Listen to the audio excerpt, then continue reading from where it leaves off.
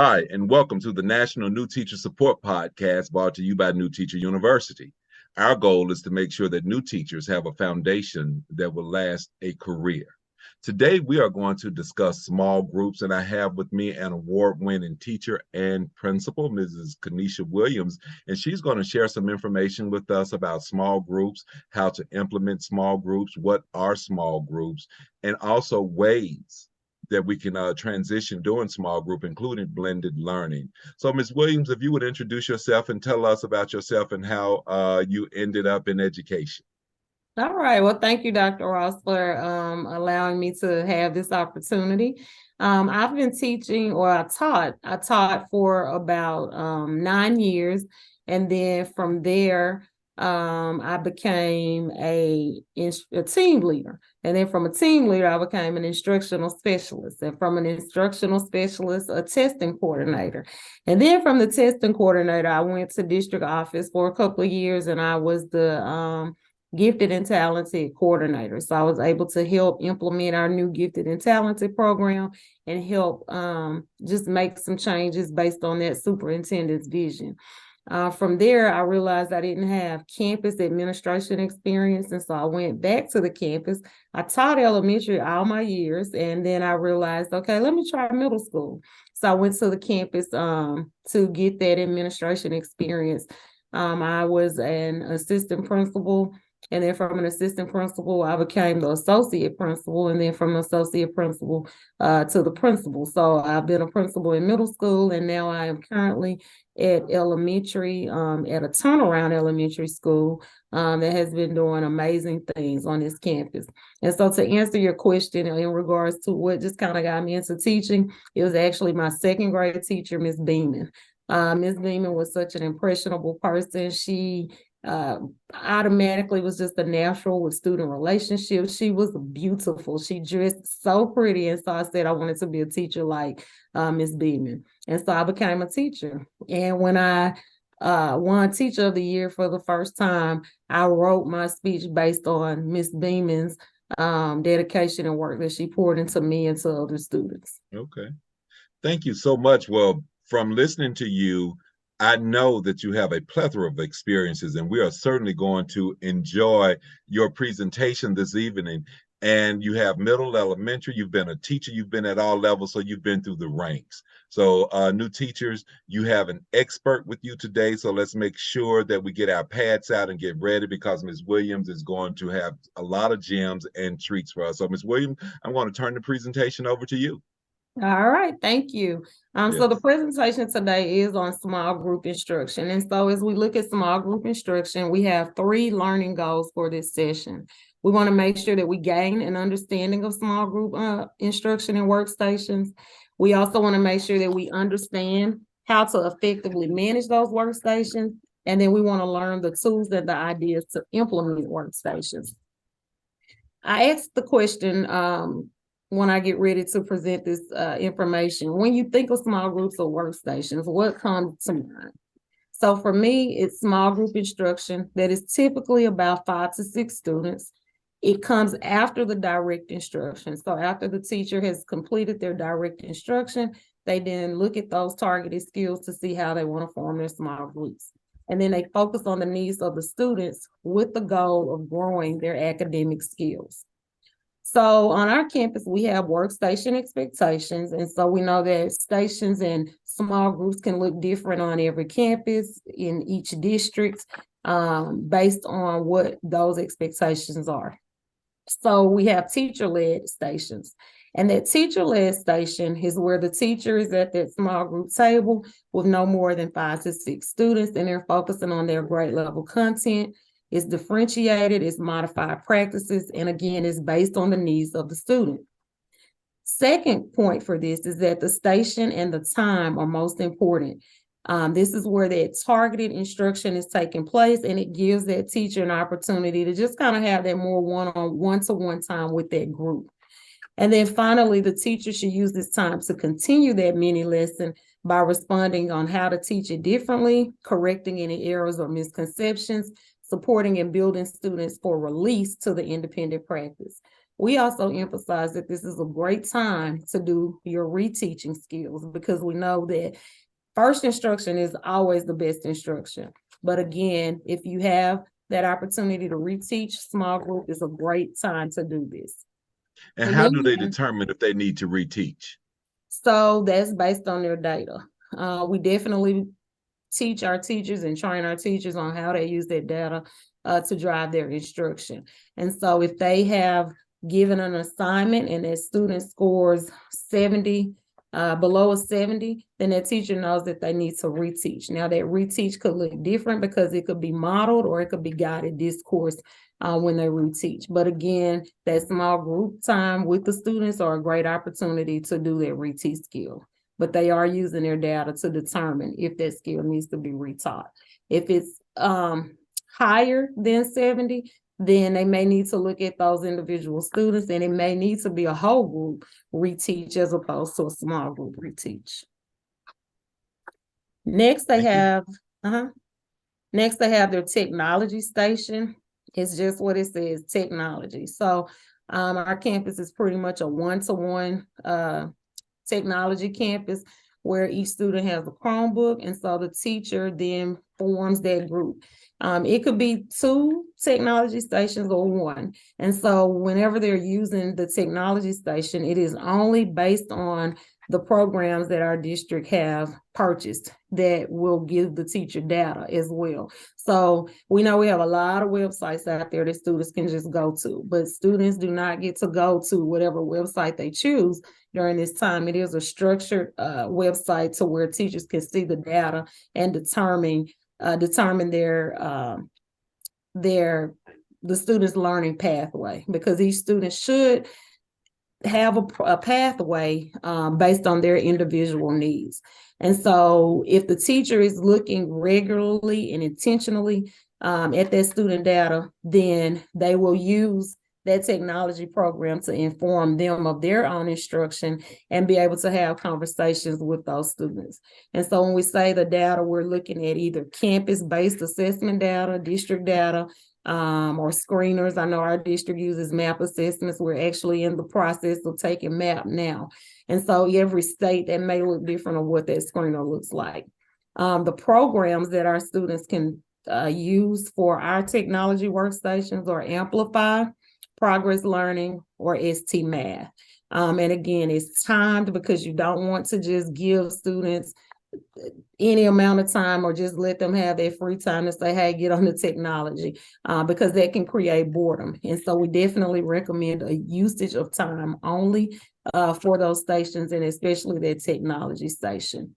One of the other things that we emphasize with technology stations is just making sure that students' screens can face the teacher. So depending on where your small group table or your small group teacher station is, you want to make sure that those screens are facing you, because as you're using that teacher radar to manage your classroom, you want to also be able to manage what the students are getting on, because students will be students and they may try to go to something else, but you want to be able to have that time to monitor that station as well.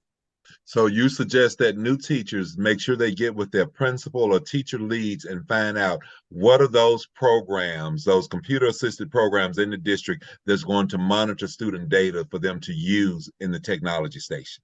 Absolutely. And not just Google something that's fun and cute for the students to to play with and keep them busy. Right. And so we say if you do that, let them do that at home, but in the classroom, to be able to monitor and collect that data, you definitely want to use something that is an online adaptive program. Okay. And I like that you talked about something that'll help choose their learning pathways. So those are programs that's going to monitor where the students are and then prescribe the next level.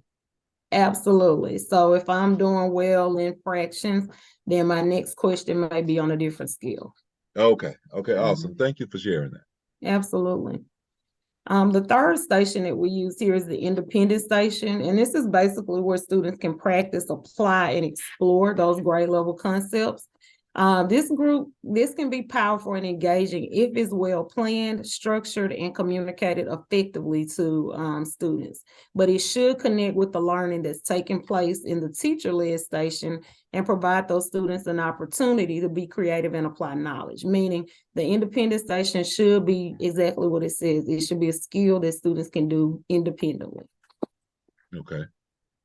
And how do they, say again, how would they assign the independent work? Based on that data, just knowing which students that have been successful on a specific skill, but you can continually grow them in that skill. So I know, for instance, in our district, about us using the STAR test and it's being rated as approached, meets, and masters.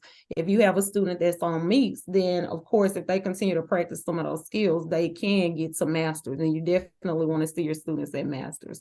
And Okay. so I know each assessment for each, state may look differently, but for us, we look at approached, meets, and masters. Okay. Okay. Sounds great. All right. And then our final station is the spiral station. And so this is just another opportunity for students to gain that knowledge and just gain a better understanding of previously taught skills. This is also being intentional, and this is where students or teachers are looking at those high leverage TEKs and students' deficits. And so the spiral station will strengthen learners' retention and allow them to master skills and concepts through repeated exposure. Okay. So now we'll transition to just managing those workstations. We know that classroom management looks different in every room, but to help get teachers pretty much trained in using some of the same systems, we use CHAMPS. And so CHAMPS is just, again, it's a positive, proactive classroom management system. It is research-based.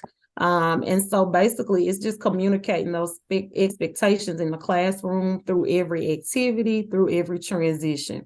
And so typically if, you start off at the beginning of the day, and if it is your do now, you're going to champ out what that do now looks like. And so for us, we'll say that C is for conversation. And that's where you clarify if students can talk to each other during the activity. Then you have the H, which is for help. How do the students get the teacher's attention and the questions answered? The A is activity, and this is what is the task or the objective? What is that end product you want to see happening in your classroom with students? The M is for movement. Can students move about during this activity? The P is for participation. How do students show that they are fully participating, and what does this behavior look like and sound like? And then the S is for success. When students meet the CHAMP expectations, they will be successful. Okay. And so our teachers do this throughout, whether it's an independent station, if it's an independent activity, if it's workstations, if it's transitioning, if it's in lunch, if it's in the hallway, restrooms. This is just a good way of managing that classroom. And if it's done effectively and consistently is the key, then you'll see great student success and great student management in the classroom and really throughout the building. So you use CHAMPS from the time they walk in the building until the time they leave. They champ out every activity.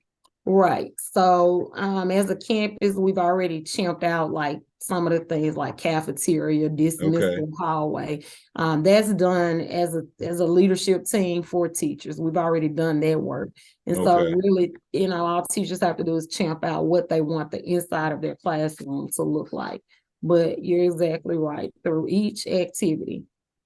That's awesome. And that's an awesome way for children to not have to guess what I need to do here. Right. They know what the expectations are, and they can engage at a high level. So thanks for sharing that classroom management tool, because school-wide management tool, actually. So that's a great tool to share with the new teachers. I appreciate that. Right. And it helps everybody hold all of the students accountable. So even if a teacher is struggling somewhat with management, everybody is saying the same thing throughout the building. Right. Then we talk about organizing those workstations. And so in the presentation, you'll see a little chart where it says CHAMPS expectations. So the teacher is basically setting up their rotation schedule. Again, those groups are based on that data, and you're determining the number of workstations. And so on our campus, we use 4. But if I get a brand new teacher on my campus, of course, when they first start stations, they may not start with the 4 stations. Of course, we roll out, we do professional development so that they can see what it looks like. But stations is a process. And so a new teacher may start off with 2 stations. It may be the teacher station and it may be technology. Okay. And then from there, once they get the technology under control, they see they can manage it, they know what to, students know what to expect, then they may roll out a different station. So now you have 3 stations. It may be the teacher, the technology, and now the independent station. Once students know the expectations from that, then you roll out the 4th one. But we don't ever expect for our teachers to do more than 4 stations.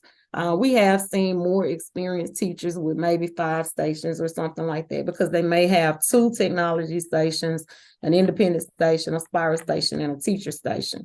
However, for our new teachers, we gradually roll it out, and then they build up on that. And then you determine the allotted minutes for those stations. We don't do more than 20 minutes, even though we had that block of blended learning time.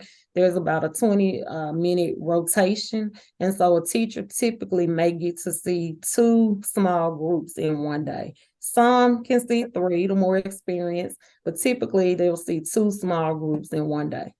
Okay. So would you suggest that a new teacher start off with the teacher-led station to get started, or should they maybe start off with the technology station just to show the children how to go over there and get started so that they can monitor the rest of the students? But I like that you said, before you answer that, I want to just tip my hat to you that you layer it in with your new teachers. You don't expect them to start with all 4 stations at one time.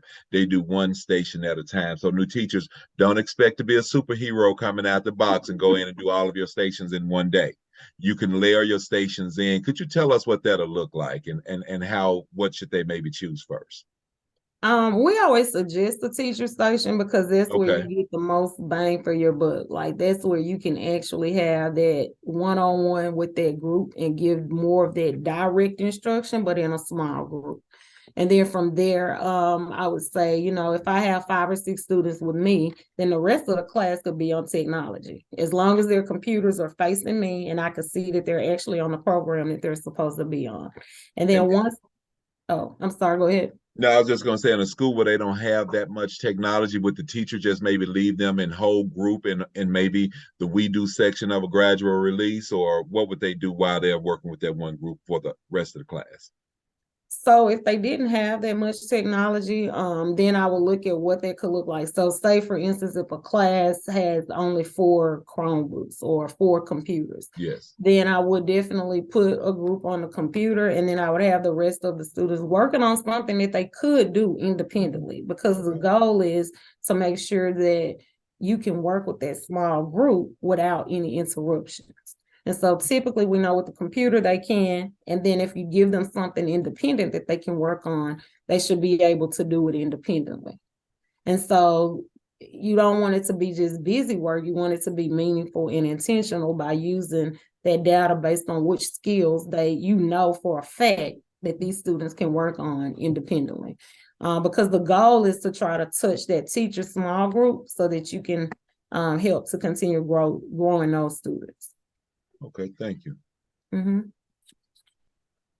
And then I just kind of put a visual in just so teachers could see, so the audience could see. We do a 20-minute rotation schedule. And so, like I was saying, it may be the small group with the teacher and then the technology station. And then from there, if you decide to add a station, you still have a 20-minute rotation, and you have your small group with the teacher, your technology, and then the independent station. And that's going back to what you were just asking, Dr. Ross. And so that's what this visual represents, that 20-minute rotation. So teachers would have a timer, set the timer, making sure that they train the students to know when that timer goes off, you stop, you put up your work, you clean up, and then you transition to your next station. Okay. And that is it. That was a quick snippet of small group instruction / workstations. Well, thank you so much. We want to thank new teachers for coming back after the winter break. You've got a half year under your belt. You're doing great. So thank you. Do you have any encouragement that you'd like to give them for the rest of the year? I would say always keep the joy in it. Stay connected to people who are doing positive things in education, and continue to stay empowered, because our scholars need you. So thank you for being a part of education. Thank you for coming into the field, but find the joy in teaching, because it's definitely there. Absolutely. Thank you so much, Ms. Williams. You're going to have to come back and join us. You're going to have to be a part of New Teacher University. We're excited that you share with us tonight, and our new teachers are going to really benefit greatly from this. But more than that, our scholars across the world will benefit greatly from what you share with us tonight. So thank you all for joining us here at New Teacher University on the National New Teacher Support Podcast. We'll see you next week. Next week, we will be discussing team development and how to build teams in your class as well as teams among your colleagues. Have a great week.